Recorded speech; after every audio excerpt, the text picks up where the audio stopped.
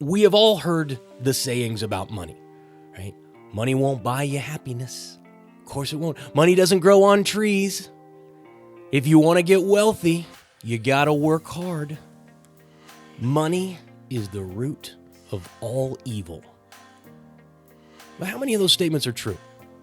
Are any of them true? Today I want to share 8 truths about money with you that you've probably never heard. And before I do that, actually, let me do this. Let's start by giving you my opinion, one opinion about money. I believe that the best use of money is to buy time. See, time is a non-renewable, non-replenishable resource. We don't get to make any more of it. We all have exactly the same 24 hours in our day.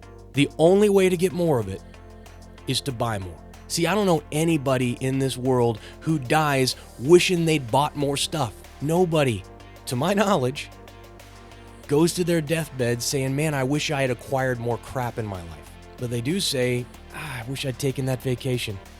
You know, I always wanted to backpack through Europe. I never did it. See, a lot of people die wishing they'd done a few more things and lived a little bigger life. So truth number 1 about money. It's better to have it than to not. Now, I know what people say.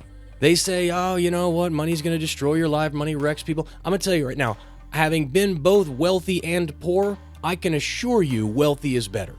Money solves a lot of problems. Money will get you through a lot of dark times because it eliminates a lot of things, a lot of problems and stresses in people's lives that not having money creates.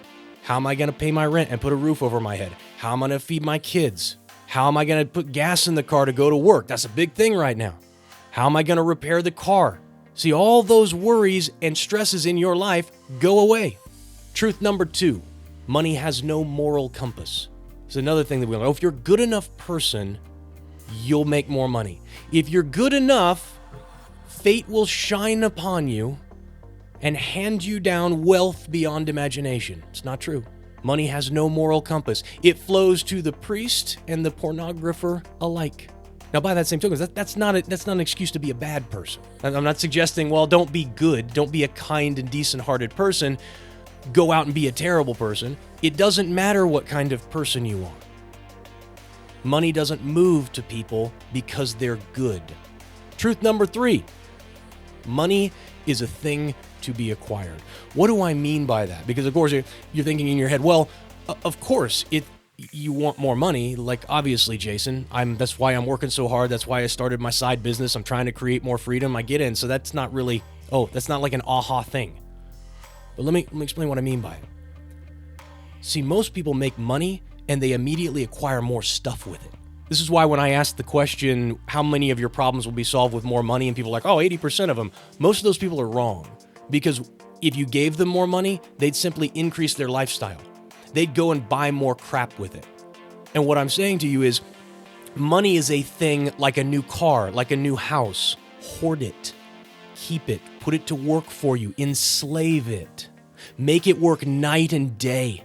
Be the worst slave driver on earth when it comes to your wealth. Truth number 4, money's attracted to clarity.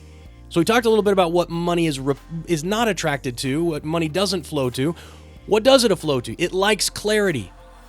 For some reason, when you get real clear on your vision and what you want and what you're trying to accomplish, when you get real clear on who you serve and how you serve them, money tends to come your way.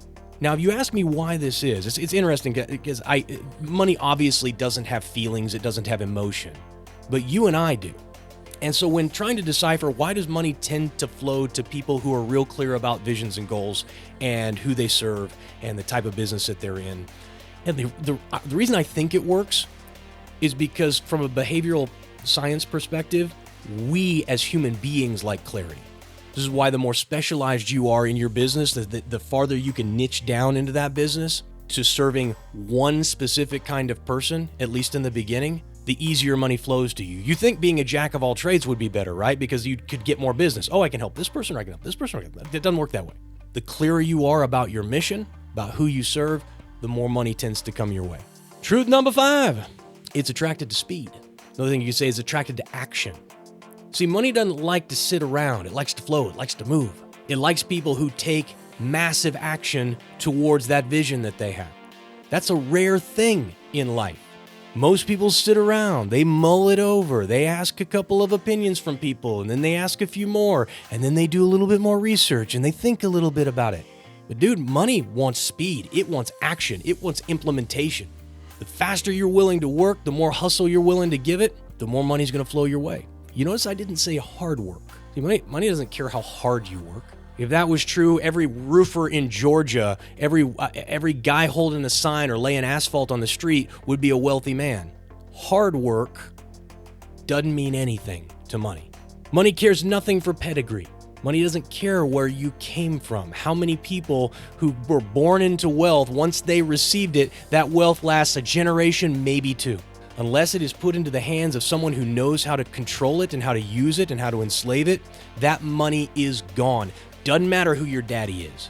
Likewise, you could come out of the gutter. You could come out of the biggest slum in America, the hardest neighborhood on earth, and you can rise to the pinnacle of wealth and power in a single generation. Why? Because money cares nothing for pedigree. Number 7, it despises entitlement. How many times have you heard, "Oh, I need to make some more money. Oh, I deserve this. I deserve a raise. I deserve better hours." If you cannot quit your job because you cannot find someone who will pay you more to work less and respect you more, then you have a reality problem. It's not them, it's you. You lack the skills. You lack the resources. You lack the ability to go out and get a better job. If you think you think the world owes you something, we all know people like this. And what happens? They never seem to get ahead, do they? They never seem to make the connections. You want to know why? Because people who do have money hate entitlement too. Number 8. This is a big one. Maybe the biggest one. Saved it for last. Money amplifies who you really are. See, a lot of people say money will change you. Money doesn't change you. If you were an asshole before you had money, you're just a bigger asshole now that you have money. If you are a kind and decent person, no amount of money is going to turn you into an ugly, hateful person. It's not the root of all evil. It helps evil people be more evil. Likewise, it helps good people do more good in this world. And that's why I say we need every single one of you listening to this show who is a good and honest and decent person to get filthy, stinking rich. We need more good people like you controlling a larger percentage of the wealth. And to do that, you have to shed old ideas about money that you've been carrying around your entire life. You cannot keep that baggage. That baggage is keeping you broke. That baggage is keeping you from taking the steps that you need to grow your business and to grow your life and increase your freedom because of fear of what will happen. And so I'm going to challenge you today. What beliefs about money have you been holding on to that you need to let go of? What are you doing right now to sabotage your own future? Thoreau said most men lead lives of quiet desperation. I've always said most people live a life of mediocrity, somewhere between total failure and their true potential. They get to a point where it's safe and it's comfortable, where they don't have to be challenged anymore, where the basic necessities are met, and that's where they live for the rest of their lives. Selling away the most valuable asset they have, their time, for a paycheck. It's an ugly way to live. And if you don't want to do it anymore, changing the way you think about money and about time will be critical.